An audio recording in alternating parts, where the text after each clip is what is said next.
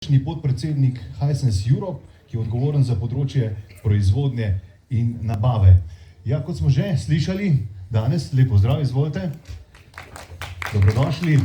Kot smo že danes slišali, je Hisense Gorenje eden izmed temeljev ne samo velenjskega saša gospodarstva, ampak tudi eden izmed največjih izvoznikov v Republiki Sloveniji, tako da nas veseli, da se Hisense razvija. Čestitke k zelo uspešni predstavitvi na IPA v Berlinu v preteklih dneh, tako da celo serijo nekih novih naprav, novih pripomočkov iz zabavne in uporabne elektronike ste nam pripravili in smo navdušeni že zdaj nad vašo predstavitvijo. Izvolite. Hvala lepa. Hvala. Zdaj, če vem, bo se zavrtel najprej filmček, ali pa je prišlo do... Okay. We're Hisense.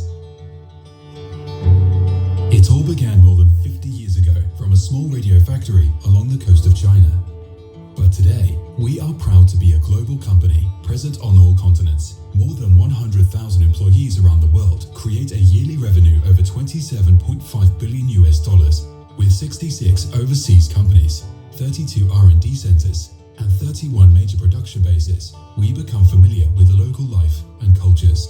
With industry groups ranging from home appliances, consumer electronics and multimedia, real estate, and modern services to IT smart systems, we aim to become the most trusted everyday partner to our consumers and business partners, as well as our employees. We never stop to innovate. We always strive to meet the consumer's needs and expectations by delivering technologically advanced yet sustainable solutions. We are passionate about delivering great design and quality, recognized continuously by industrial design experts and satisfied customers.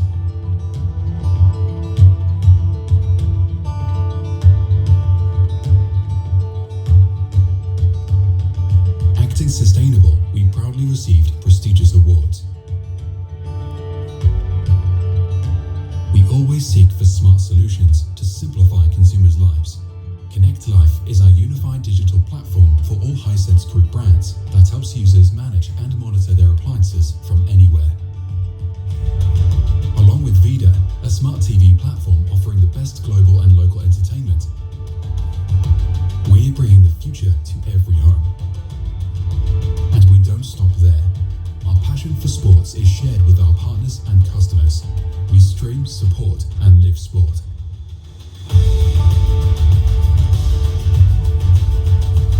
With 27 business units, over 10,000 employees, 3 European production hubs, and 4 R&D centers, Hisense Europe is a strong, reliable partner for all expectations and needs.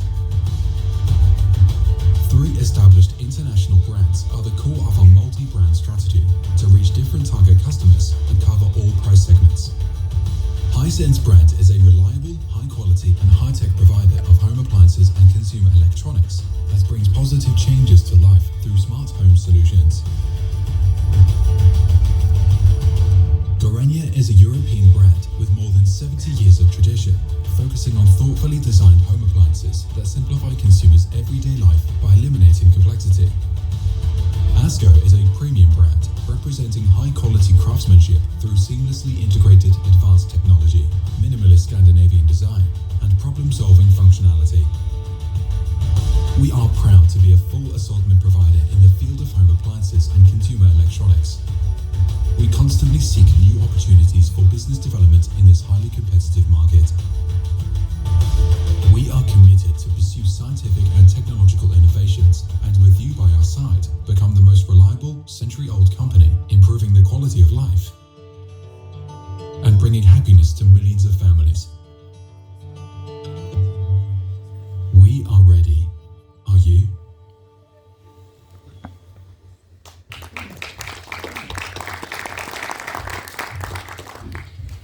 Hvala lepa. Hvala za, rečemo temu, da ste omogočili, da pokažemo tudi tale filmček. Sem pa s tem izpolnil bonus glede prezentacij, tako da druge prezentacije nisem pripravil. Bi pa vseeno rad v nekaj minutah obljubljam, da ne bom predolg, nekaj povedal še dodatnih podatkov o našem podjetju, se pravi Hisense Europe, Gorenje, in pa predvsem o naših načrtih in mogoče tudi o tem, kako so naši načrti za prihodnost povezani s tem, kar je tema te konference.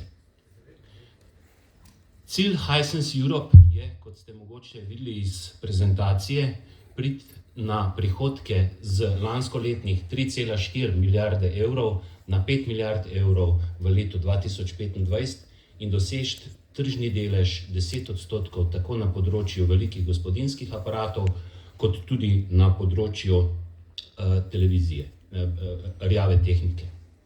To je izjemno zahteven cilj, to je 20% povprečna letna rast in veliko vlogo pri tem bojo igrale evropske operacije. Z evropskimi operacijami mislim nabavo, proizvodnjo in seveda razvoj. Zakaj? Oskrbne verige so se v minulih nekaj letih najprej zaradi covida, pa potem zaradi najrazličnejših teh geopolitičnih trenj, pa tudi zaradi akutnega pomanjkanja teh polprevodnikov, skratka so se začele spreminjati, se transformirajo. Politika številnih podjetij, med njimi je tudi naše podjetje, je, da se delež oskrbe, tako, bom rekel, nabavne oskrbe, kot tudi lastne proizvodne, še bolj lokalizira. V našem primeru to pomeni Evropa.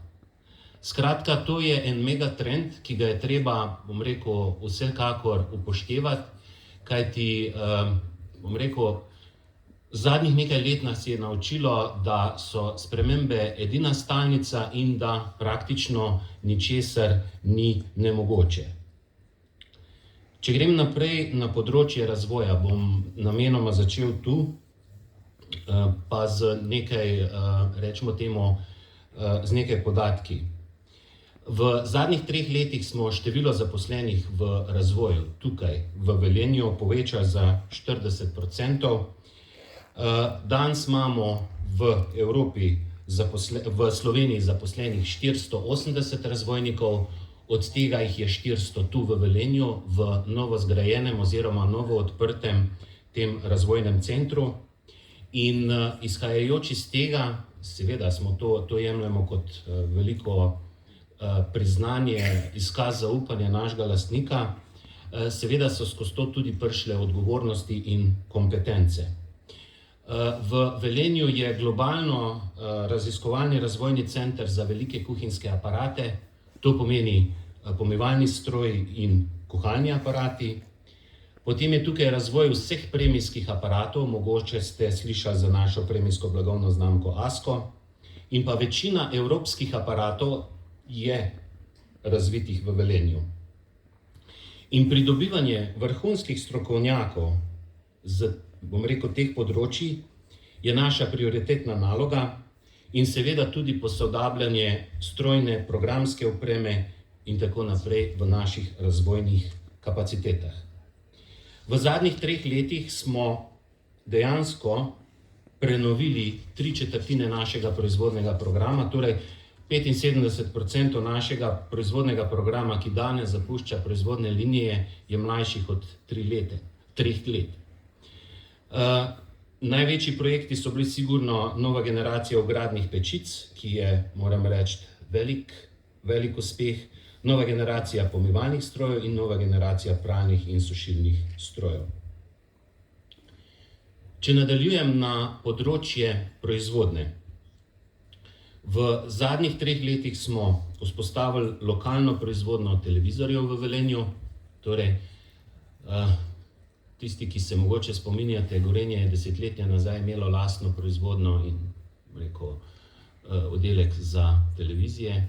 Imamo ponovno lastno proizvodnjo televizorjev. Vzpostavili smo, ravnokar smo v mesecu avgustu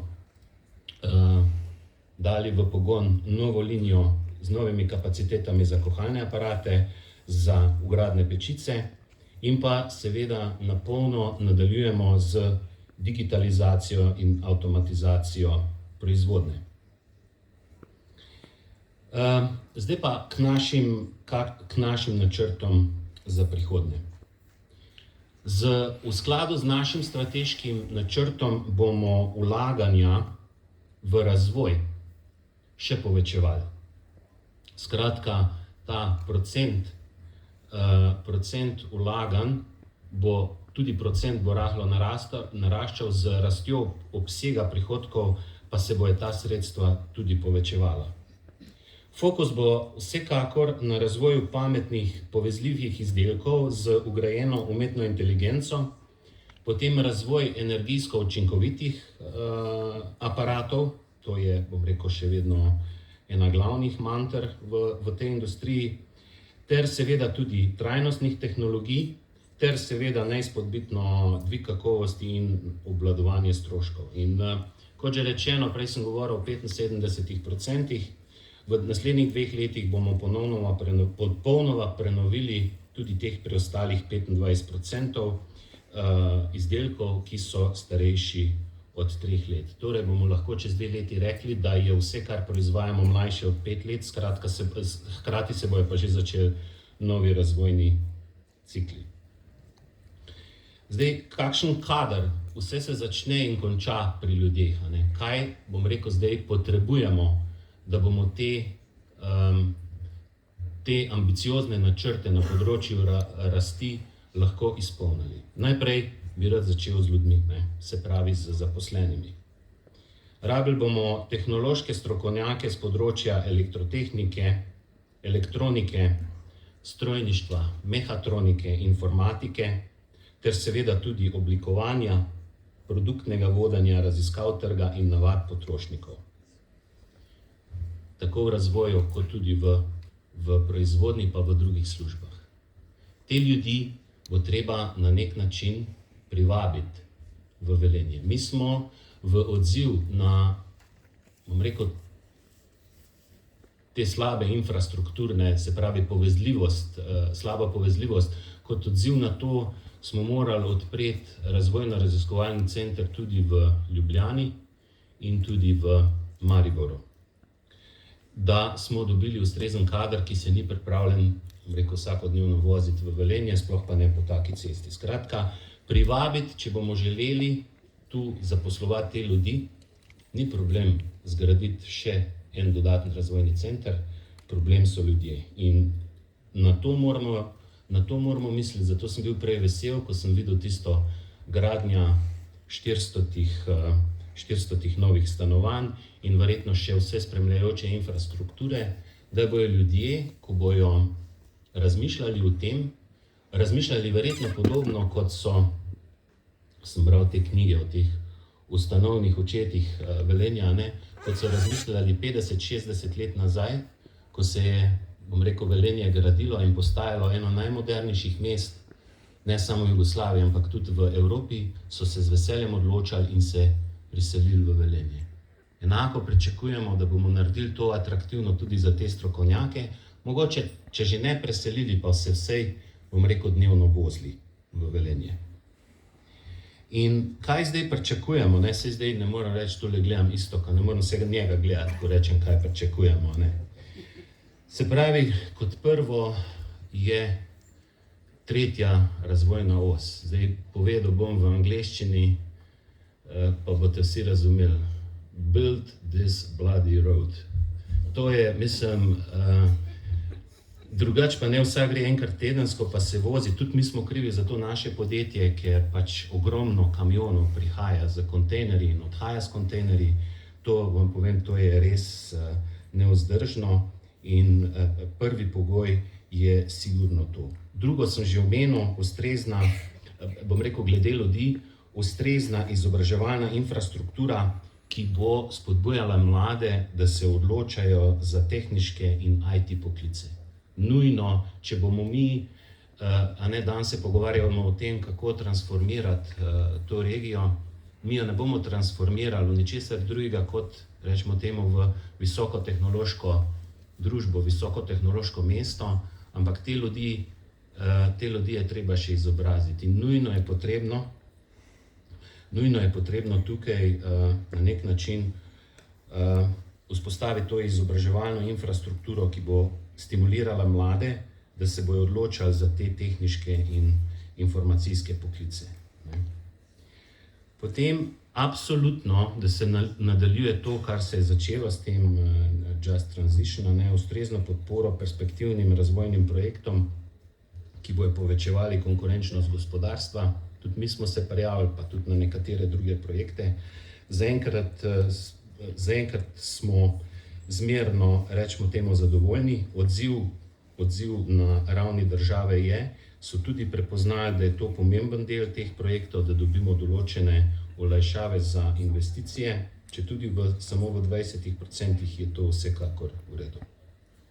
In pa zdaj tretja stvar, ki bi jo rad poudaril, pa je tudi lokalno vzpostavitev ustreznega spodbudnega okolja za morebitno priselitev dobaviteljev. Prej sem govoril o teh oskrbnih verigah, jaz sem zelo vesel, ko je gospod Mori prej rekel, da je zadovoljen zaenkrat z razvojem na tej poslovni coni. Jaz upam, da se bo s časom tudi kateri od naših dobaviteljev odločil, da bo prišel bliže nam in da bomo tudi na ta način po eni strani zagotovili delovna mesta, po drugi strani pa tudi zmanjšali stroške logistike in povečali, bi rekel, varnost oskrbne verige. O tem sem malo govoril tudi prej.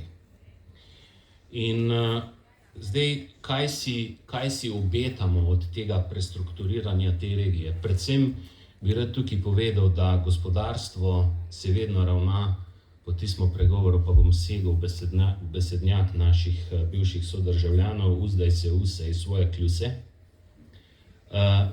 Absolutno, vedno pa pride prav, da je tudi okolje spodbudno. In mogoče za konec, samo kratka misel.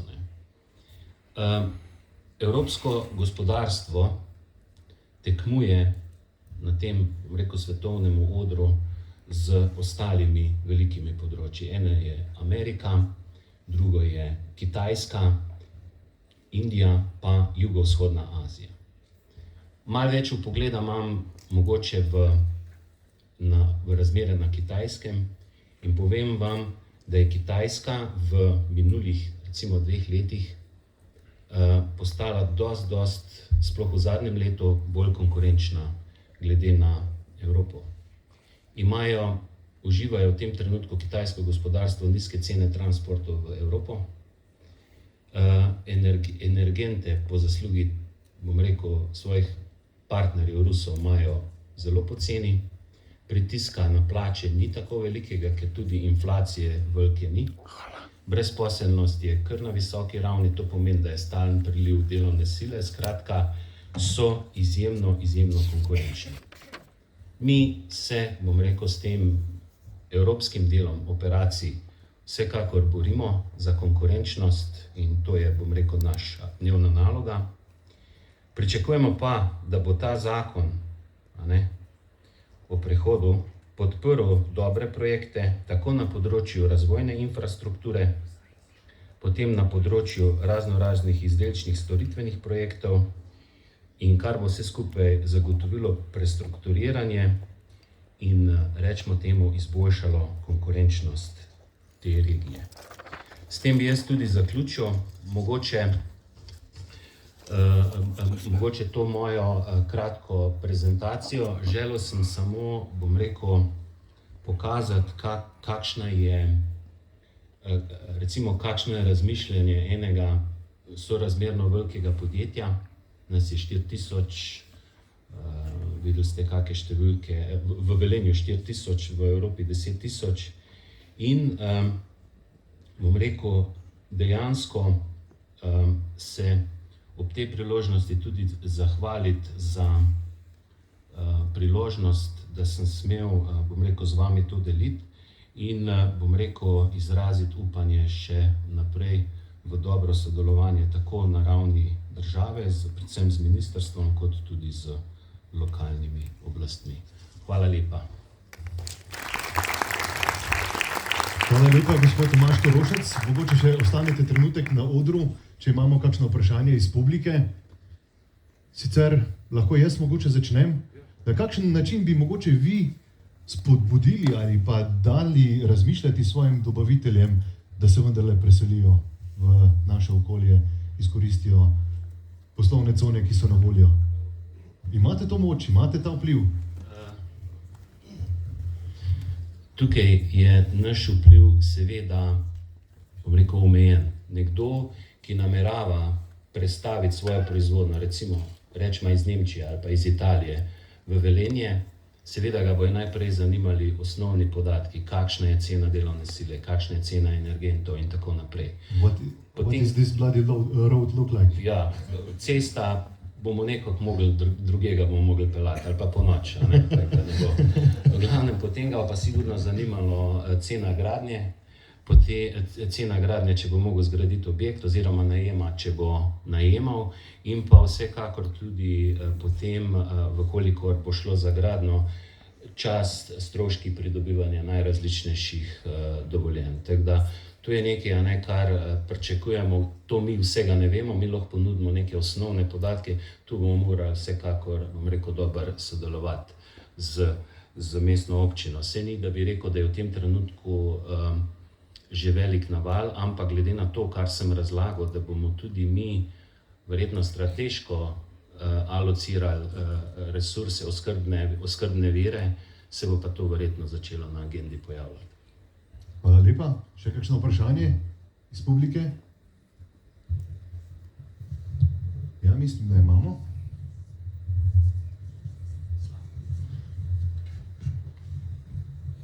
Ne? Hvala lepa za vašo prezentacijo, za krasen film. In pa seveda obilo uspeha, obilo uspeha v prihodnosti, vidva konkurenta se pa le pomenita, ja. Ok, nadaljujemo naš panel z naslednjo prezentacijo. Lepo vabim na naš oder magistra Marka Mauca, generalnega direktorja Premogovnika Velenje, ki nam bo predstavil prezentacijo z naslovom From Black to Green, Enabling the Transition.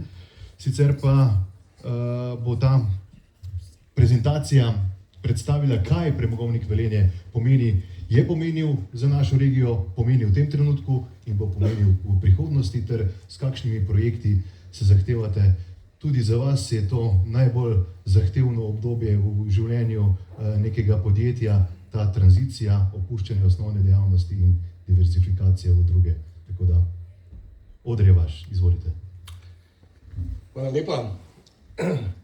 Spoštovane, spoštovani, moji sodelavci, rudarji, so mi naročili, naj vam povem, da vam želijo, da nam vsem skupaj želijo zelo uspešno konferenco, da budno spremljajo vsako potezo tranzicije in da naj vas ne samo v svojem, ampak tudi v njihovem imenu pozdravim z tradicionalnim rudarskim srečno. Tukaj smo trenutno v Premogovniku Velenje. Letnica 2034 vam je zagotovo vsem dovolj dobro poznana. Velikokrat se v medijih govori, da je to konec in prenehanje vsega v Premogovniku Velenje, vendar naj popravim, ni tako. Leto 2033 je tisto, ko je planirana zaustavitev proizvodnje premoga v Premogovniku Velenje. Da bo Premogovnik Velenje takšen, kot mora biti, takrat, ko je zaprt, bo potem potrebno še nadaljnjih 15 do mogoče celo 20 let nadaljnega dela, da bodo zaprti vsi podzemni prostori. V Premogovniku Velenje vse tisto, kar pridobimo, kot veste, direktno porabljamo v termoelektrarni Šoštanj. In tole je slika, kjer trenutno smo. Naj povem, mi imamo danes odprtih 50 km podzemnih prostorov. Torej, teh 50 km podzemnih prostorov bo potrebno v prihodnosti zapreti, do konca likvidirati, potrebno bo poskrbeti za to, da se zaprejo vsi tisti viri vode, ki jih imamo kot dotok v same jamske prostore in da se zagotovi, da bo vse skupaj varno tako pod zemljo, kot tudi na površini. In to je kar precejšen zalogaj in kar precejšno delo. No pa naj povem, kje smo danes, kajti še 10 let bomo po vseh planih tudi obratovali. Če je bila lani deponija prazna, kar je bilo razvidno tako iz medijev, kot tudi iz pogledov domačinov na samo deponijo, imamo danes deponijo lepo založeno. Na njej je približno 700 tisoč ton premoga in ni se nam treba bati za to, da bi v termoelektrarni Šoštanj ne imeli dovolj energenta za to zimo. Bodi si za ogrevanje, bodi si za proizvodnjo električne energije. Naša proizvodnja trenutna in tudi prihodnja, ki bo, je bazirana največ lokacijsko med obema jezeroma, na tem območju, ki ga vidite, in pa na zahodnem delu, torej severno od Družmirskega jezera. In tu bo v teh naslednjih 10 letih tudi koncentracija, s koder bo premog prihajal. Morda, če samo malo obudim, ker me večkrat sprašujejo Velenjčani, pa kaj, pa vi se nikoli nič ne bojite, da bi vam jezero prišlo v jamo. No, tole je geološki profil našega premogovnika. Premog je na najdebelejšem delu, to je ta črni del, ki ga vidite, je debel 168 metrov. Toliko je najdaljša vrtina prevrtala premog. In zato je posebej razvita rudarska metoda, kjer se je premog pridobival v etažah, torej nadstropje po nadstropje, če si lahko to tudi predstavljate. Ta črni del, ki ga vidite, je nepridobljen del premoga, to, kar je pa črtka nosivo, to pa je tisto, kar je že pridobljeno. Nad tem lahko vidite 3 jezera, ki pa imata za naše razmere relativno malo vode. Zakaj? Vse to, kar je nad zelenim delom tik nad premogom, so vodonosniki. In v njih je milijone in milijone kubičnih metrov vode, ki smo jih uspešno črpali, zato da smo potem uspeli z našo odkopno metodo ta premog tudi odkopati. Tule je ta posebnost naše odkopne metode. Marsikateri od vas to pozna, marsikateri od vas pa tudi ne. Tu je nadzorno v profilu videno, kako je v 2 različnih nadstropjih se vrši pridobivanje premoga. Vendar to ni naša posebnost. So tudi debelejši sloji premoga po svetu, naša posebnost je druga. Če pogledate spodnji del, se vidi, da imamo spodaj podporje, nad tem pa je razrušeni del sloja premoga, ki ga vidite. Torej spodaj stroji režejo in pa podpirajo odprti del. Naj povem to, kar vidite, to je visoko nekje približno 5 metrov. Medtem ko pa nadaljnjih 10 metrov mi pridobivamo tako, da narava sama stiska premog in ga pridobivamo pred to podporje na transportni sistem. Ves ta prazen prostor se zaruši in zato nastanejo greznine. In tako so nastala naša jezera in nobenega strahu ni, da bi ta jezera na kakršnikoli način vodo iz njega izgubili kamorkoli, bodi si v rudnik, bodi si v sloje nad njega. Proizvodnja premoga skozi leta je takšna. To, kar vidite zeleno, to je prognoza do konca našega obratovanja. Smo imeli enkrat več proizvodnje, kot imamo danes. Danes se gibljamo nekje med 2 milijona 200 do 2 milijona pa pol. V tistih najbolj energetsko zahtevnih časih, v 80-ih letih, ko je v Šaleški dolini se proizvajalo tudi do 40% elektrike za Slovenijo, je bila proizvodnja približno 5 milijonov ton, zaposlenih pa smo imeli v sistemu skoraj 4000 ljudi, oziroma v nekem delu celo nekaj več kot 4000 ljudi. Danes je slika nekoliko drugačna. Imamo proizvodnjo okrog 2 milijona in pol in pa, kot bom kasneje pokazal, tudi bistveno manj ljudi, vendar še vedno je številka 2000, koliko jih trenutno zaposlujemo. Kar precejšnja, sploh če gledamo v duhu prihodnosti, ko bo kar nekaj teh delovnih mest že čez 10 let potrebno nadomestiti. O tem sem pravzaprav že govoril, kakšen je vpliv premogovnika na površino. Naredila so se 3 jezera iz kmetijske zemlje, ki je bila v preteklosti, je postala zemlja ali pa površina na tistem delu, ki smo jo sanirali, turistična. Na drugih delih na to še čaka. predvsem pa ni več površin, ki bi bile namenjene kmetijstvu, so pa lahko izkoriščene na bistveno drugačne načine in to v prihodnosti tudi planiramo in zato imamo pripravljene projekte. Kaj nas čaka v tej bližnji prihodnosti? Kot je bilo omenjeno že prej, kot je Iztok omenil, sta dva zelo pomembna zakona. En je zakon o zapiranju premogovnika, ta se tiče popolnoma nas.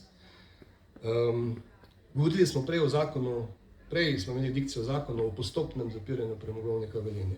Pravzaprav smo se potem po dobrem premisleku odločili, da po takšnem konceptu, da zapiramo leta 2033, postopno zapiranje nima smisla, ker to pomeni, da bi ugašali posamezna odkopna polja in počasi potem šli z manjšo proizvodnjo.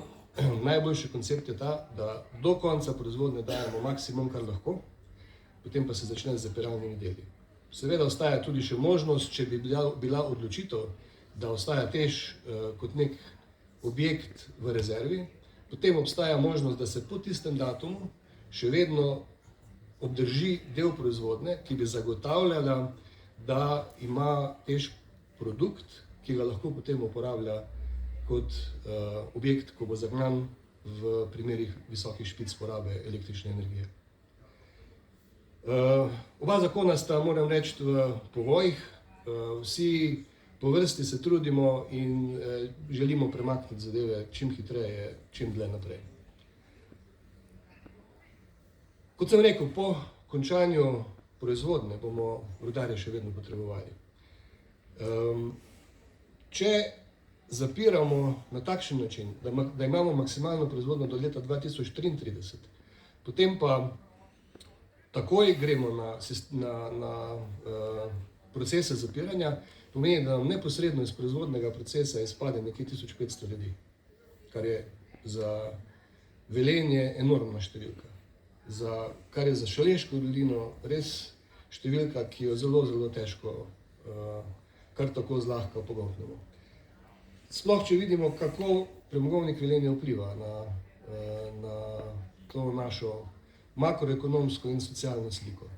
Lahko vidimo, da je nekje okrog 12% lokalnih podjetij ustvarja prihodke v premogovniku Velenje. Oziroma, drugače moram reči, 12% vseh prihodkov lokalnih je ustvarjenih iz toka premogovnika Velenje, torej za dobavitelji ali pa za providerje storitev, ki jih rabimo. V Šoštanju je to nekoliko manj.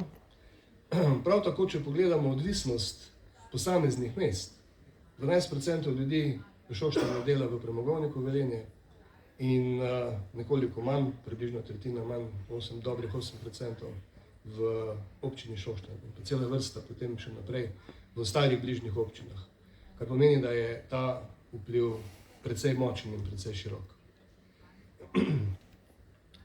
Tole je ta slika, kako že ves čas zmanjšujemo število delovnih mest in tudi v preteklosti, oziroma že v preteklosti smo jih poskušali nadomeščati. Smo jih uspešno z posameznimi hčerinskimi firmami, vendar pa takrat, to je bilo v 2000 letih, potem, ko se je nekako začelo podaljševati z razmišljanjem, da bo premogovnik obratoval še do leta 2050 in naprej, se je intenzivnost nadomeščanja novih delovnih mest, ker ni bilo takšne potrebe, nekoliko umirila. Danes pa spet pravzaprav gremo za to zgodbo zelo intenzivno v razmišljanje, kam pravzaprav, v katero smer pripravljamo projekte in pripravljamo tudi razmišljanje o tem, kaj bomo počeli po tem, ko premoga več na površju iz premogovnika ne bo.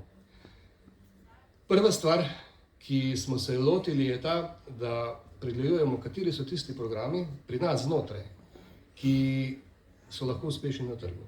Mi imamo kar precej električarjev, strojnikov, tudi drugih profilov, kot so geologi, geodeti, kot so nenazadnje tudi finančniki in podobno, ki so uporabni tudi potem kasneje na trgu. Zato pripravljamo predvsem za skupino HTZ, kaj so tisti fokusi, kamor se bomo usmerili z temi profili. In pa vsako delovno mesto, ki je prepoznano kot potencial na trgu, pripravljamo na kakšen način organizacijsko to pripraviti in že danes se začeti za ta trg pripravljati. Naj povem, jaz osebno sem skozi ta proces že šel, jaz sem 15 let vodil Iriko, eden izmed podjetij, ki je šel z zelo velikimi koraki iz tega, da je bilo raziskovalno podjetje, ki je bilo namenjeno sanaciji ekološke doline, ekološki sanaciji Šaleške doline, pa je po uspešni sanaciji potem šlo intenzivno na trg in to je model, na kakšen potem tudi želimo z programi Premogovnika Velenje znotraj iti z velikimi koraki. Naš največji asset, poleg znanja ljudi, naše največje premoženje, ki ga lahko imamo za razvoj naprej, je pravzaprav prostor. Industrijski prostor, ki je danes že namenjen industriji, jutri pa tega več ne bo. Imamo kar 1104 hektare celotnega pridelovalnega prostora, kar nekaj kvadratnih kilometrov pa je takšnih, ki jih lahko izkoristimo neposredno za proizvodnjo v bodoče. In zato imamo kar nekaj projektov že začrtanih, bom šel samo na hitro skozi njih, da dobite sliko. Prvi od teh je naša žaga, naš PLP, ki je oskrboval v preteklosti premogovnik z lesom, ki ga je potreboval. To je samostojna firma, ki že nekaj časa deluje tudi na trgu, približno tretjino svojih produktov ustvari na trgu. Lahko bi jih še več, vendar nismo do zdaj vlagali v razvojne kapacitete. Zato je to prvi projekt, ki se ga že lotevamo in ki pravzaprav že teče, za katerega smo že dobili odobritev. Že pridobivamo tudi gradbeno dovoljenje in bomo razširili kapacitete in pa tudi razširili portfelj izdelkov, ki bodo imeli višjo dodano vrednost. Drugi tak projekt, ki ga delamo z znanimi investitorji, je reciklaža plastike. Torej, posebne ozki del vrste plastike, kjer se z reciklažo pridobiva granulat, ki ga potem lahko industrija uporablja v nadaljnjih procesih, kjer se dela s plastiko. Naslednji je Sipoteh je trenutno podjetje, ki dela za nas odkopno opremo. Torej dela zelo težko mehanizacijsko opremo, težke transporterje, podporje ščitno in še marsikaj takšnega. Mi trenutno se navezujemo z tudi Kitajci, da bi imeli dodelavo z podjetjem ZMJ, enim izmed največjih na svetu, ki je še ostalo za proizvodnjo rudarske opreme, da bi imeli dodelavo te opreme rudarske za evropski trg, kar nas še potrebuje. Poljska še deluje, ampak oni imajo kar precej dobro pokrito ta del industrije. Vemo pa, da je Turčija tudi takšna, ki je relativno rudarsko intenzivna in še kar nekaj posameznih točk, medtem ko pa ta izdelava rudarske opreme v Evropi pa pravzaprav usiha. In tu je ena izmed priložnosti. Druga priložnost je prav v tem Sipotehu tudi izdelava težke mehanizacije za gradbeništvo in težke mehanizacijske opreme za gradbeništvo, posebne, ne mislim na bagre in pa podobno, temveč naprav na to, kar znamo, torej na transporterje, na mline in na podobne zadeve. In tu mislim, da je zelo perspektiven del sploh, ker ga imamo pa namen združiti tudi s HTZ-em, kar sem govoril prej, kjer pa imamo precej ljudi, ki so kot strojniki in električarji na naših intenzivnih procesih vključeni kot remonterji. Potem je pa še nekaj energetskih projektov, ki jih nekatere izdelujemo in pripravljamo sami, nekatere skupaj v okviru HSE-ja in bodo najverjetneje potem ostala pod okriljem TEŠ-a. Ena je temperaturna oziroma je toplotna črpalka. Mi imamo namen ogrevati jamski zrak, mi pozimi moramo zunanji zrak, ki ga vdojamo jamo ogrevati, zaradi tega, ker je premrzel. Če ga damo noter na temperaturi, ki je nižja, nekje od 8 stopinj in potem so delovne razmere prehladne. To rabimo po zimi, poleti lahko dajemo v toplotni sistem komunale, pač tisto toploto, ki se poleti potrebuje. Eden od zelo zanimivih pilotnih projektov so gravitacijske baterije.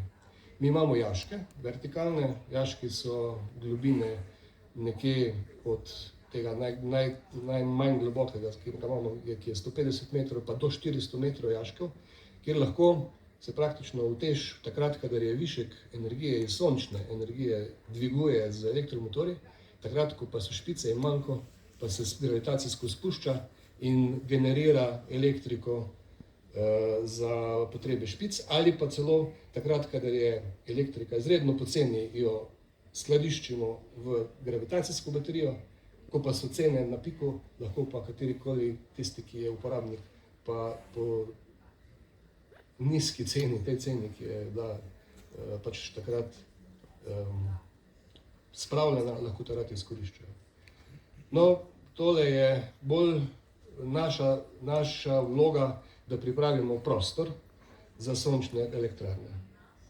Na jezeru je zakonodaja bila zdaj je v takem toku, da pravzaprav je mogoče že postavljati elektrarne, kar prej ni bilo mogoče, in se tudi intenzivno dogovarja z občino Šoštanj, da se sonaravno na jezero umesti takšna elektrarna. Drugi del pa je ta, da mi saniramo vse površine, ki so bile degradirane zaradi rudarstva, in tam namenimo potem tudi prostor elektrarnam. In računam, da bo tu kar ena dolina, ki bo dobro izkoriščena tudi solarno. Ne nazadnje, ne samo za industrijo skrbeti, moramo pa tudi za ljudi. V naši lasti je še vedno športni center ob jezeru.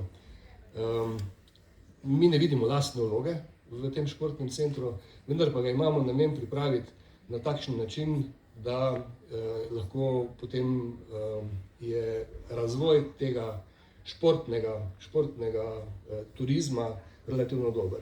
Tu imamo že skupaj z občino Velenje razgovore z potencialnimi investitorji v izgradnjo hotela in pojavljajo se tudi interesenti, ki bi razvili naprej ta del in tako teniškega centra, kot pa tudi vlagali v nadaljnje športne objekte. Tudi termoelektrarna Šenteš ima kar nekaj projektov, ki jih pripravlja. Vsi so iz energetskega področja in to pomeni, da energetska lokacija v Šaleški dolini ne bo ugasnila. Dolgoročni namen je ohraniti energetsko lokacijo, ker vemo, da danes je misija nemogoče umestiti kakršnokoli elektrarno kamorkoli. Tukaj pa vse stvari, ki se imajo namen pripeljati in namen razvijati, so pravzaprav takšne, da bodo sonaravne in pa okolju prijazne in pa ljudem prijazne. Ja, pa še nekaj so me naročili rudarji. Rudarji so mi rekli naslednje. Za nas ni noben problem, mi smo že dokazali, da znamo izkopati premog, da znamo to narediti z lastno pridnostjo, z lastnimi rokami. Mi bomo brez težav tudi z lastnimi rokami in s tistimi sredstvi, seveda, ki jih namenja država skozi zakon o zapiranju, tudi kvalitetno zaprli rudnik. Kvalitetno bomo sanirali vse površine. Je pa ena stvar. Mi vemo, da za nas bodo verjetno večino še službe, do vsaj blizu upokojitve, da za nas bo še poskrbljeno z načinom, ki ga bo poskrbela država z zakonom o prestrukturiranju, da bomo imeli neke nove službe, drugačne službe. Vendar nas skrbi za naše otroke. Naši otroci potrebujejo teh 5000 delovnih mest, ki jih neposredno in posredno izgubljamo. Tega ne znamo narediti sami. In tukaj verjamemo, z zaupanjem gledamo tako v državo kot v Evropsko unijo in res smo prepričani, da bosta obe se držali tega mota, ki ga imata pri Just Transition Frontu, to je Leave no man behind. Hvala lepa in srečno. Hvala lepa, gospod Marko Mavec, za vaše odlično predstavitev. Nekako nam je lažje, ko vidimo rudarji s svojim znanjem in rokami, vemo, da boste preživeli, in nekako nam je lažje, ko vidimo tudi zelo ambiciozne načrte za prihodnost. Imam mogoče kakšno vprašanje, kdo iz publike? Izvolite.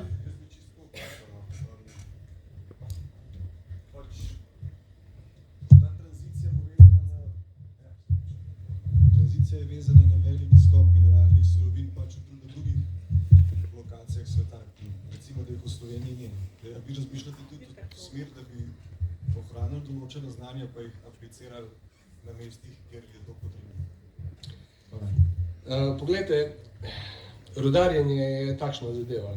Če bi želeli aplicirati svoje znanja, potem je zadeva možna na dva načina. Na en način razmišljamo. To je naše izkušnje in naše projektne znanje, ki ga imamo namen plasirati ne samo v rudarstvu, ampak tudi v gradbeništvu, govorim o kamnolomih in o podobnih zadevah. To počnemo že zdaj. V rudarstvu imamo namen, da bi na tem področju nastal nek inštitut, ki bi celovito se ukvarjal z geotehniko, ki ni samo rudarstvo. In to pomeni, da lahko naše znanje plasiramo tudi drugim, ki se z rudarstvom ukvarjajo. Kje smo nišni? Nišni smo na hidrogeološkem delu, torej tam, kjer sem govoril prej, na vodah. Tu so posebni problemi in posebna znanja, sploh pa tam, kjer so hkrati še debeli sloji. Tako da o tem razmišljamo. Da bi pa razmišljali, da mi, kot nek investitor, prevzemamo druge rudnike, kar bi bila eventualno možnost, pa pravzaprav ni nobene možnosti. To nima tudi ne smisla. Danes je čas privatnega kapitala, ne čas ekspanzije državnega podjetja nekam drugam. Hvala lepa. Še kakšno vprašanje? Če ne, se tudi jaz lepo zahvaljujem za vašo predstavitev in vaše razmišljanje o prihodnosti doline in pa seveda premogovnika Velenje. Sedaj pa, če smo imeli na začetku panela dva, lahko rečemo, giganta, Hisense Gorenje in pa premogovnik Velenje, lahko vidimo, da je prihodnost tudi v majhnih, nišnih, zelo inovativnih podjetjih in ravno takšnega predstavljamo v naslednjih trenutkih. Vabim gospoda Martina Rojnika, ustanovitelja in direktorja podjetja Graška d.o.o., da se nam predstavi oziroma predstavi svoje razmišljanja, kako je začel svojo poslovno pot. Odrasel je na ekološki visokogorski kmetiji, se kalil v visoki kulinariki, v marketingu in potem pristal v Saša inkubatorju in potem se je začela tudi zgodba z Graško in inovativnimi, okolju prijaznimi in rastlinskimi prehrambenimi izdelki. Mogoče, če posluša kdo iz Hisense Gorenja pa BSH, počasi bo treba pripraviti programe tudi za takšne izdelke, kaj ne da? Definitivno je treba vzpostaviti sodelovanje. Hvala lepa, izvolite. Najlepša hvala za povabilo Mestni občini Velenje, organizatorju Saša inkubatorju. Moje ime je Martin Rojnik, sem direktor podjetja Graška in tudi danes bom predstavil v bistvu primer neke dobre prakse, na kakšen način se lahko v bistvu vzpostavi startup v mestu kot je Velenje, ki ima v bistvu neke trajnostne in socialno odgovorne usmeritve. Se pravi, kot je kolega moderator povedal, sem odraščal na ekološki kmetiji na Graški gori, od to tudi prihaja ime podjetja. Na kmetiji smo v bistvu 40 let vzgajali ekološko kmetovanje, ki je baziralo v bistvu na živinoreji. Potem, ko je oče umrl, sem to kmetijo prevzel in v bistvu začel delati na neki transformaciji. Sem pa v bistvu od svojih staršev dobil to ljubezen do narave, to trajnostno usmerjenost, to željo po tem, da smo samooskrbni in pa predvsem, da nekako skrbimo za zdravje ljudi, kar mislim, da proizvajalec hrane bi mogla biti to njegova glavna prioriteta. Zdaj, moja kariera je bila najdaljša v marketingu in managementu, več kot 10 let sem delal za največje oglaševalske agencije. Hitro prišel do točke, da se moram preusmeriti nit v bistvu nekam, kjer sem povezan sam s sabo. In v bistvu hrana je bila tista, skozi katero sem videl, da sem skozi otroštvo povezan in skozi katero lahko naredim največji impact na zdravje ljudi in v bistvu naših ekosistemov. Potem sem se preselil v bistvu v Berlin, kjer sem delal v najboljših restauracijah, kot je recimo Ruth 3 Michelin zvezdicami. Delal sem tudi v hiši Franko, ki je letos dobila 3. in pa v bistvu v Hugosu, ki ima eno Michelinovo, delal sem v veganskih, paleolitskih, nemških, italijanskih, dejansko sem dobil pogled v globalno kulinariko, v problem odpada hrane, v problem kulture prehranjevanja in vse to mi je dalo v bistvu neko osnovo za zagon lastne zgodbe. Moja zadnje popotovanje je bilo v bistvu podjetje Kuča. S tem podjetjem smo v 3 letih prišli na točko, da smo postali 25. najboljša veganska restauracija v Evropi.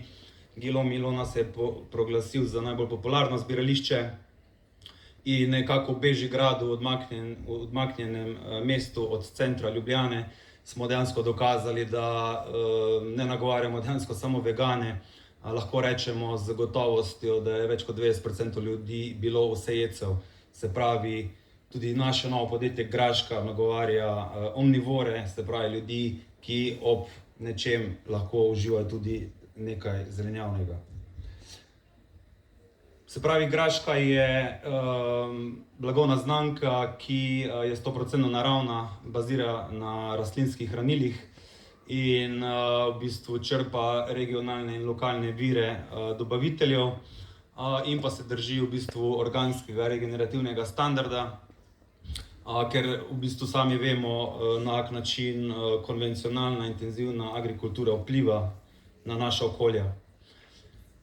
Se pravi, če govorimo o samem zdravju, želimo, se pravi, da bi nekako se pripravili na vse hujše klimatske spremembe, moramo razmišljati o novem prehranskem sistemu. Transformirati moramo v bistvu agrikulturno krajino in pa v bistvu pripraviti vse ekosisteme na te vplive. Se pravi, ta klimatska odpornost mislim, da bi morala biti visoko na agendi.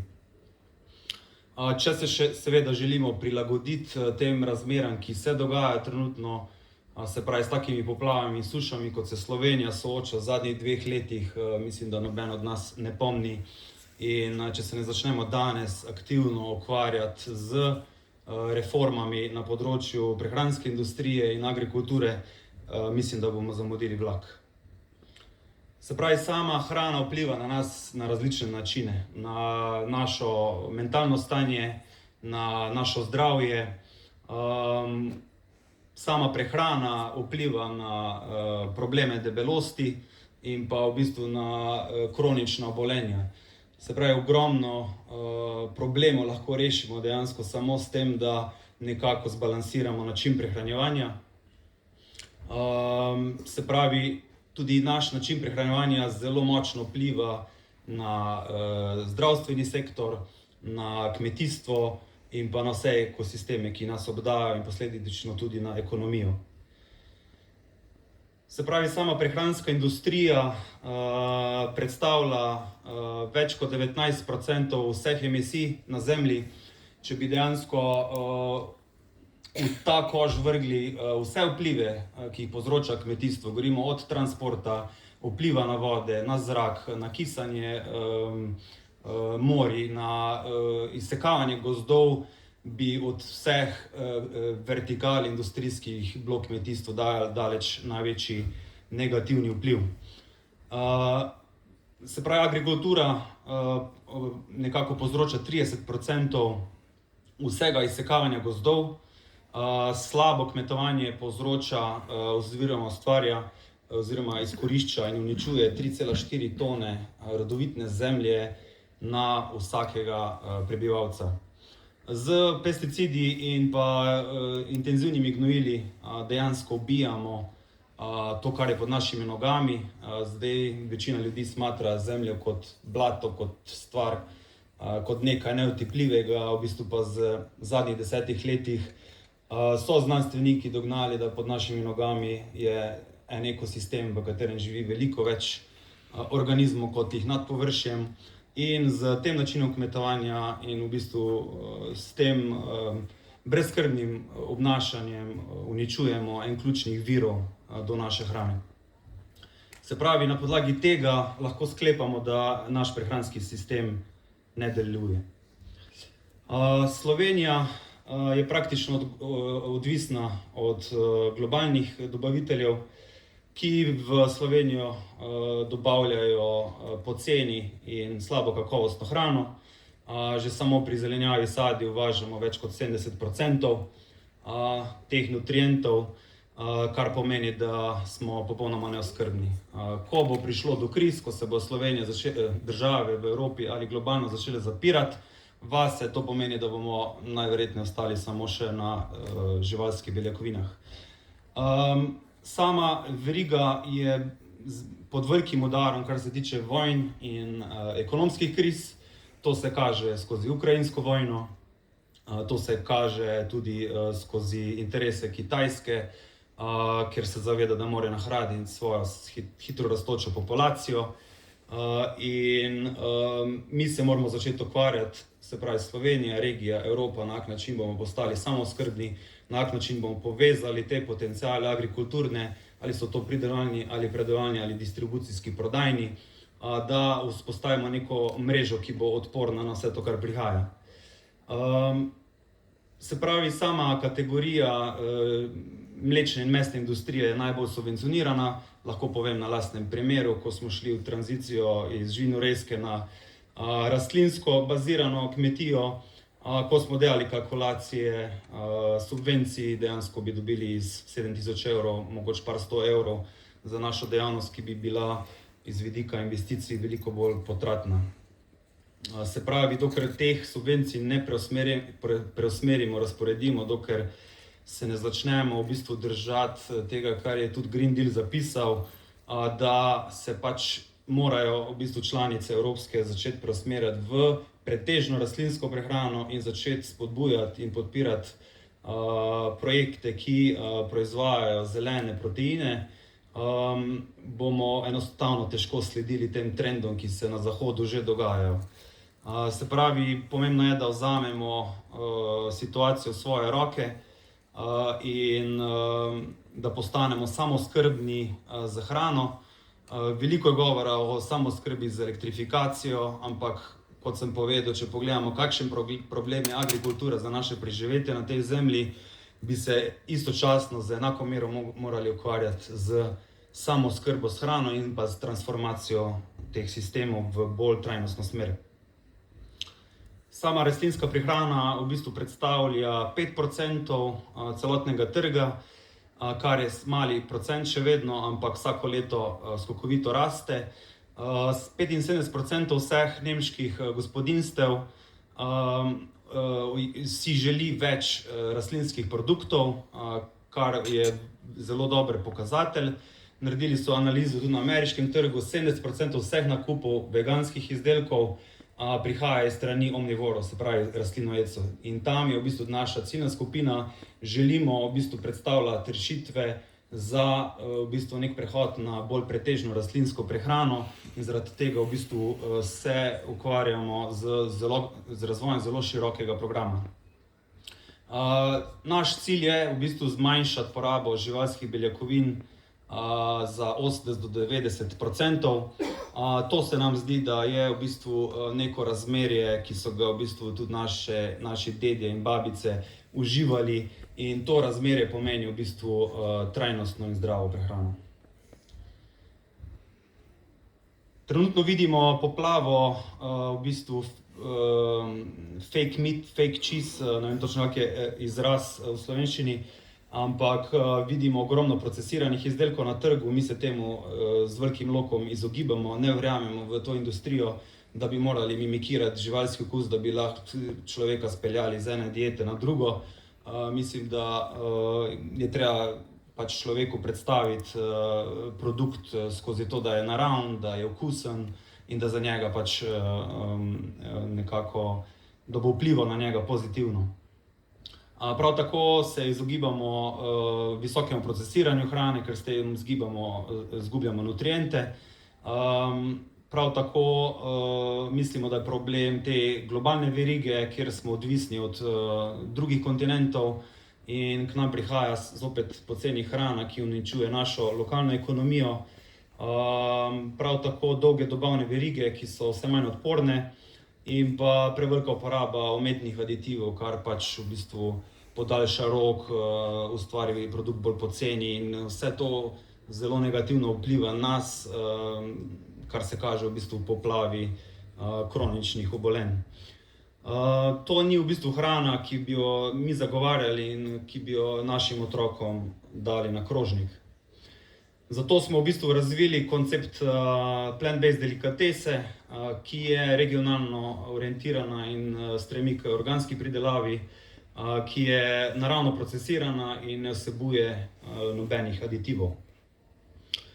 Se pravi, uporabljamo tehnike, ki so že tisočletja mogoče prisotne, to je fermentacija, tretma z miceli, dehidracija smol, dimljenje in vse to v bistvu nadgrajujemo seveda z moderno tehnologijo. Kaj s tem pridobimo je v bistvu, da podaljšamo rok uporabnosti, izboljšamo okus, kompleksnost okusa in pa tudi samo hranilnost, lažjo prebavljivost, ker zopet v našem črevesju imamo mikrobioto, ki jo moramo uspešno hraniti, zato da smo odporni. Stremimo k temu, da uporabljamo malo sestavin. Če si preberete naše deklaracije, bo vsak razumel, kaj bere. To mislim, da bi mogel biti smisel hrane. In v bistvu naša hrana je bogata z beljakovinami, vlakninami in mikronutrienti. In prav tako v bistvu želimo ustvariti neko novo paradigmo v plant-based industriji. Če rečemo, da je speljal nek vlak tega fake meat, fake cheese zgodbe, mislim, da bo to kratkotrajen rok trajanja.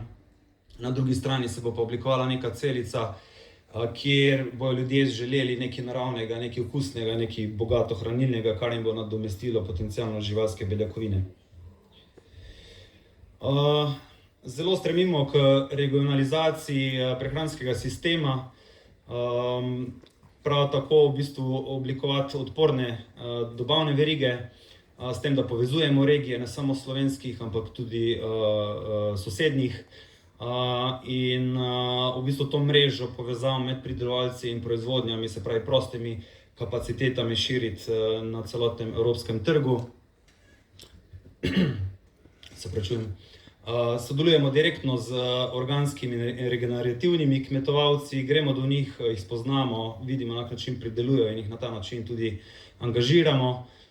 In pa v bistvu uporabljamo klimatsko odporne poljščine, kot so recimo konoplja, čičerika, ajda. Vse te rastline dejansko ne potrebujejo gnojil, ne potrebujejo nobenih pesticidov, rastejo v zelo sušnem območju in v ne preveč dobri zemlji. Prav tako pa zdaj zelo intenzivno delamo na izdelkih na bazi gob in micelijev, ki seveda rastejo v zaprtih sistemih in temu bomo posvečali še večjo pozornost, zato da se v bistvu tudi zaščitimo proti zunanjim vplivom.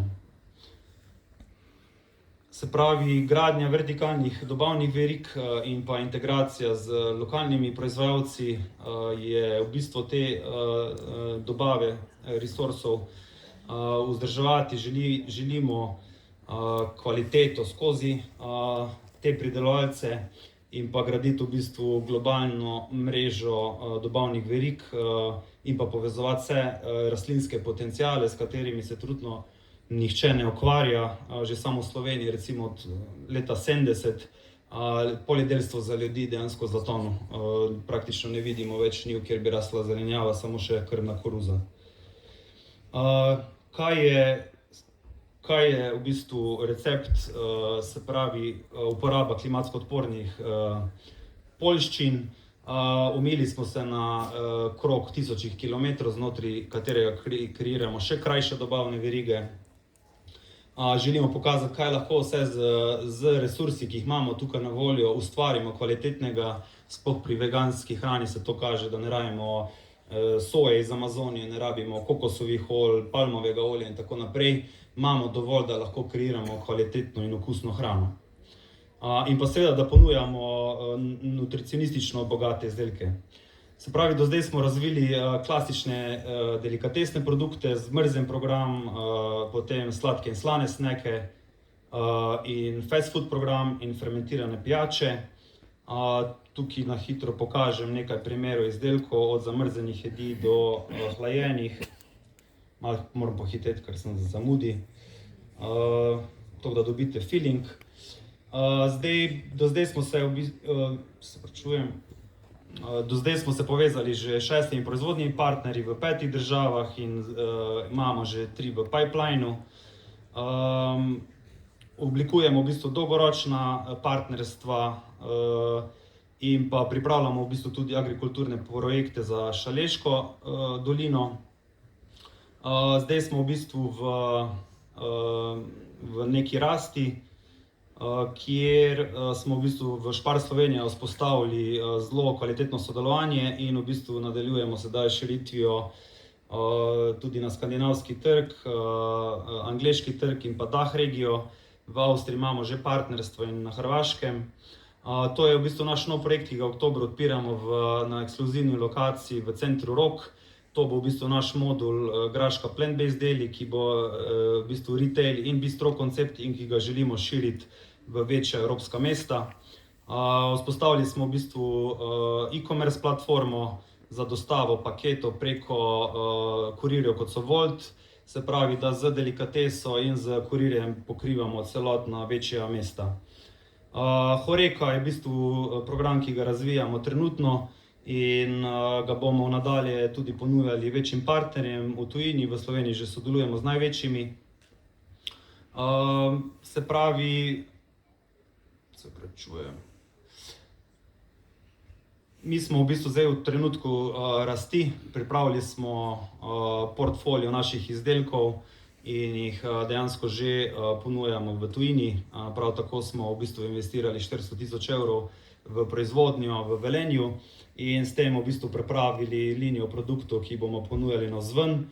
Prav tako z največjimi partnerji, kot so Pekarna Pečjak in Celea mlekarna, smo vzpostavili tudi linijo zamrznjenih produktov, s katerimi že dosegamo kapacitete 3 tone dnevno in v bistvu bo glavni fokus na širitvi tega skozi večje trgovske verige in pa skozi v bistvu naš Graška plant-based deli.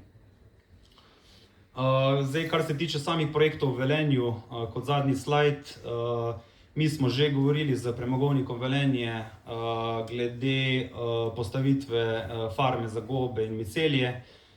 Vidimo tu ogromno priložnost, predvsem v tem, da smo predlagali pilotski projekt testiranja gojenja gob in miceljev v zapuščenih tunelih. Par uspešnih projektov v Evropi oziroma na svetu je že, kjer gojijo hrano v tunelih zapuščenih. In tukaj vidimo eno odlično priložnost. Mi bomo v bistvu štartali projekt z nadzemnimi tuneli na tem degradiranem območju. Želimo v bistvu povezovati druge agropartnerje iz Slovenije in jih povezati v nek zaprt lup. Se pravi, da bi z lastnimi substrati, z gobjo farmo in z pridelovalci zelenjave lahko Velenje postalo ena glavnih oskrbnic Slovenije z zelenjavo in pa v bistvu z rastlinskimi proteini. Teda upam, da bomo tu dobili podporo in pomoč, ki jo za to, da se prijavimo na evropske razpise, definitivno potrebujemo v smislu potrditve samih lokacij ob jezeru in da lahko mi s tem razpisom gremo naprej. Kot sem rekel, investirali smo v nadgradnjo proizvodnje. V naslednjem letu, začetku naslednjega leta bomo morali planirati v bistvu selitev za najkasneje v letu 2025, da bomo lovili v bistvu našo rast, ki je 100% vsako leto. In v bistvu bomo tudi oblikovali, že razvijamo zdaj oddelek za fermentacijo in inkubacijo, ki nam bo pomagala pri preciznih fermentacijskih tehnikah, kar je v bistvu tudi glavna naša inovacija. In pa vzpostaviti v bistvu razvojni center, ki bo usmerjen v oblikovanje trajnostnega prehranskega sistema in s katerim bomo lahko izvažali v bistvu te tehnologije tudi v članice Evropske unije in pa v bistvu na ameriški trg, za katerega se tudi že zdaj pogovarjamo. To je to iz moje strani. Hvala za posluh. Hvala lepa, gospod Martin Rojnik. Izjemna zgodba. Leta 2021 ste registrirali blagovno znamko Graška in takšna rast. Kdo bi si mislil, da bo Velenje nekoč postalo oskrbnica za preskrbo s hrano za Slovenijo. Rudarjenje je vzelo ogromno kmetijskih površin, kot smo slišali v prejšnji prezentaciji, sedaj pa imate 50 km novih rovov za proizvodnjo vaših programov. Čestitke. Kakšno vprašanje? Malce smo izven časovnega okvira, ampak če imamo kakšno vprašanje za gospoda Rojnika? Če ne, hvala lepa, gremo dalje. Na oder vabim gospod Alenko Kikec, direktorica Zavoda za turizem Šaleške doline. Turizem pa je druga tista naša primerjalna prednost, ki vsako leto bolj postaja ena takšna gonilna gospodarska sila tukaj v naši lepi Savinjsko-Šaleški regiji. Da čujemo. Vse drži, kar ste povedali. Tako. Izvolite, oder je vaš. Ja, spoštovani vsi, dobrodošli in lepo pozdravljeni danes tukaj v Velenju, dobrodošli v Šaleški dolini. Šaleška dolina ni klasična turistična destinacija, pa vendar smo z aktivnostmi, ki jih izvajamo na področju razvoja turističnih produktov in pa tudi na področju promocije, vedno bolj prepoznavni, tako v domačem, kakor tudi mednarodnem okolju. V naši dolini je doma premagovništvo. Zame je to na nek način DNK naše destinacije. Tukaj je doma energetika in če se vrnemo malce nazaj v preteklost, v Šoštanju močno prisotna usnjarska industrija. Omenila sem panoge, ki so za nas na področju razvoja turizma in promocije izjemno pomembni. Dejstvo je, da so lahko premagovne regije, po moji oceni, izjemno pomembne za razvoj turizma tudi v prihodnje. Seveda potrebujemo za to tudi denar in lahko smo takšna destinacija, kot smo mi, dober primer tudi regijam, ki se soočajo s podobnimi izzivi. Zdaj, kdo smo pravzaprav Zavod za turizem? Nekaj tistih najbolj ključnih mikroinformacij. Ustanovljeni smo bili leta 2016, smo javni zavod, ustanoviteljici Mestna občina Velenje, občina Šoštanj in kot soustanovitelj Gorenje gostinstvo. Smo vodilna destinacija termalno-panonske regije, kamor poleg Velenja sodita še Šoštanj in Topolšica. Naš srčni utrip oziroma osrednje poslanstvo zavoda pa je, da skrbimo za doseganje kakovostne in celovite turistične ponudbe, ter da vzpodbujamo in promoviramo razvoj turizma v Šaleški dolini. Po drugi strani pa smo zavod z 10 zaposlenimi močno vpeti v upravljavsko vlogo. Menim, da upravljamo objekte, ki so za razvoj turizma in promocijo mesta Velenje izjemno pomembni. To je Velenjska plaža, največji prireditveni open air prostor v Sloveniji, Vista Park z razgledom, upravljamo pa tudi v samem centru mesta protokolarni objekt Vilo Bianca.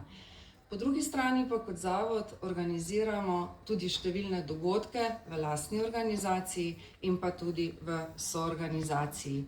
Katere so naše razvojne prioritete? Zagotovo destinacijski menedžment, digitalni marketing in digitalna preobrazba. Digital je zelo pomembno, da je danes v zelo dobri kondiciji, za kar seveda tudi skrbimo. Velikokrat nam to dejansko predstavlja tisti prvi stik s potencialnimi gosti, ki si jih želimo v našem okolju. Imamo čudovit projekt Čarobnost podeželja Šaleške doline, v katerega je vključenih 30 različnih ponudnikov. Vsi vemo, da so se potovalne navade ljudi v času covida spremenile, ljudje iščejo tudi stik z naravo in tudi Šaleška dolina na podeželju to tudi ponuja. Potem smo od lanskega leta edina destinacija v Sloveniji, ki smo za 3 turistične produkte pridobili, 5-zvezdične produkte, pridobili znak Slovenija Unique Experience. O tem produktih nekoliko več v nadaljevanju, lahko pa povem, da nam ti produkti zelo lepo odpirajo vrata v mednarodno okolje. Potem je tukaj urbani turizem, aktivni turizem, zagotovo so pa za nas tudi izjemno pomembni strateški dokumenti, tako na nacionalni, kakor tudi lokalni ravni.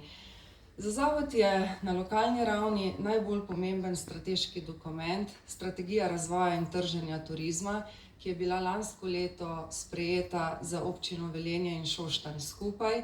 In sicer smo si mi v tej strategiji postavili cilj, da bomo do leta 2027 družinam najbolj prijazna destinacija. Dejstvo je, da danes veliko govorimo o premogovništvu in tudi sama sem uvodoma povedala, da razvijamo tovrstne produkte. Redko kdo pa pozna, kako je dejansko zgodba o premogovništvu Šaleške doline nastala. V 5-zvezdičnem doživetju Potopljene vasi gostom, ki izberejo ta produkt, video oziroma film, mislim, da je danes kinodvorana prav zato tudi najbolj primerna, ta film tudi predstavimo. Prijazno vas vabim, da si ga skupaj z mano ogledate.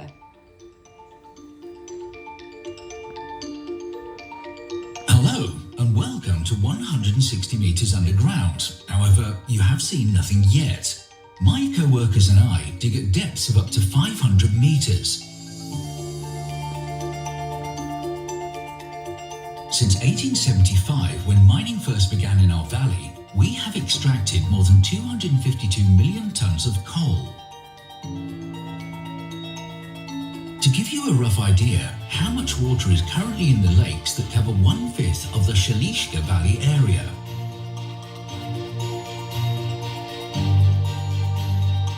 There were no lakes in our area before the start of mining. The land on the plain was cultivated by the farmers.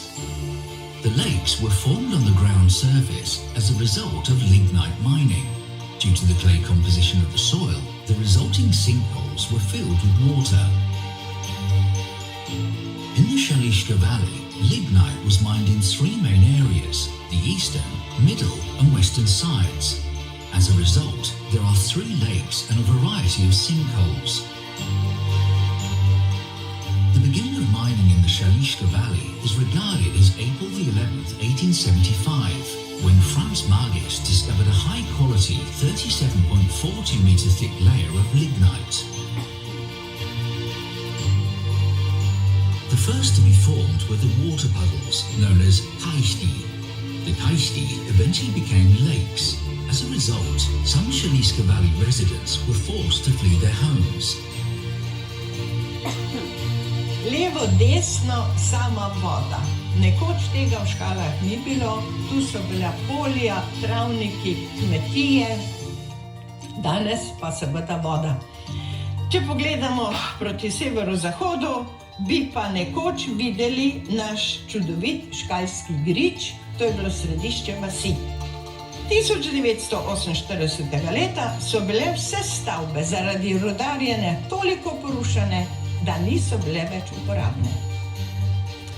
Po noči so nas prebujali močni poki v jamah, ko so rudarji streljali. In tako se je moralo ogromno, preko 35 hiš in kmetij posloviti iz Škal, iskati novo prebivališče, kar je bilo za ljudi strašno hudo. The inhabitants of Kirša were known to leave due to the rising lakes. V letih 75 in 76 se je jezero naši hiši približalo na 50 metrov. Kot posledica miniranja je nastala razpoka v betonskih tleh v kleti, ki je od takrat večkrat poplavljena. Naša hiša se je v celoti pogrezala. Ker smo bili vajeni miniranja, nas odpadanje ometa se stropa ni splašilo. Šele kasneje sem se zavedala, da je preselitev mamo zelo prizadela, saj je hišo v Pesju gradila in v njej živela celo življenje. Umrla je leta 1984, stara 64 let. Veliko krajanov si je zgradilo hiše v Pesju, nekateri v okoliških vaseh, pa tudi v Savinjski dolini in Mislinjski dolini. Mining also began at the richest lignite deposit in the valley. lignite excavations have submerged the valleys of Prelogje and Družmirje in 2 decades. Podkopavanje se je začelo pod vasjo Družmirje, tu na levo, pod cerkvijo. Tam okoli leta 70 se je pojavili prvi zametki jezera, potem pa se je v roku 10 let, tam do leta 82-83, skoraj celotna vas, središče vasi, bilo razrušeno, potopljeno in razseljeno. Bilo je grozno, kajti takrat so bili drugačni časi kot danes. Živeli smo v hišah razpokanih, da si videl ven na plano. Hiše so bile podprte z lesenimi tramovi, stebri, tudi hlevi. In ko so streljali po noči, ko so razpoke, ko si se zjutraj zbudil, ko si stresel odejo, se je steber usul v med. Razselili smo se po celotnem območju Šaleške doline, Zgornje, Spodnje Savinjske, Velenja, tudi do Koroške. Nekaj je nas ostalo tukaj in od tega smo samo, se s kmetijstvom ukvarjamo samo še 3 ali 4 kmetije, vse ostalo je, kako ne rečem, pogoltnila industrija. Today's image of the lakes is more or less final, as fossil fuels are slowly being phased out. When we stop digging, the lakes will remain and tell the story of the mining past, allowing for further tourism development in the Šaleška Valley. Thank you for being such good listeners. Continue to enjoy our mining tales, and I wish you luck in your search for the buried treasure. Best wishes.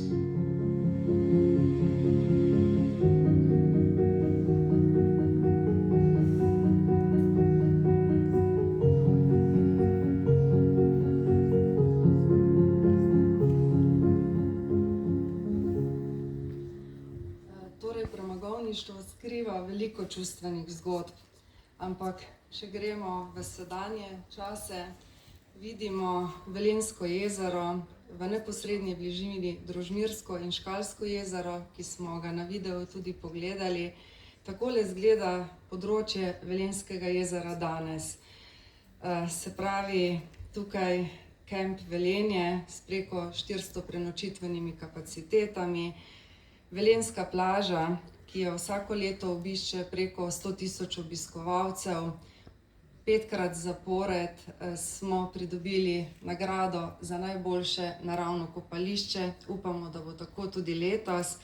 Izjemno smo pa veseli, ker smo v letošnjem letu skupaj z Mestno občino Velenje bili uspešni na razpisu, tako da bomo naslednje leto 500.000 evrov vložili v infrastrukturo Velenjske plaže. Kot rečeno, v neposrednji bližini Vista Park z razgledom, v lanskem letu 44.000 obiskovalcev, 20 različnih dogodkov z različnimi vsebinami. Tudi v letošnjem letu sledimo vsem etapnim ciljem, ki smo si jih tukaj zastavili kot upravljavec Viste. Zagotovo pa bi v letošnjem letu izpostavila festival Metal Days, za katerega ocenjujem, da je izjemno pomembna dodana vrednost za razvoj turizma v Šaleški dolini. 7 dni, 5 do 6 tisoč obiskovalcev na samem festivalu, prišli so iz 42 različnih držav sveta in kolikor spremljamo tudi njihove povratne informacije, ponesli ime našega mesta in Šaleške doline v svoja okolja. Pismo o nameri za ta festival je podpisano za obdobje 3 let in nadejamo se, da bomo na to temo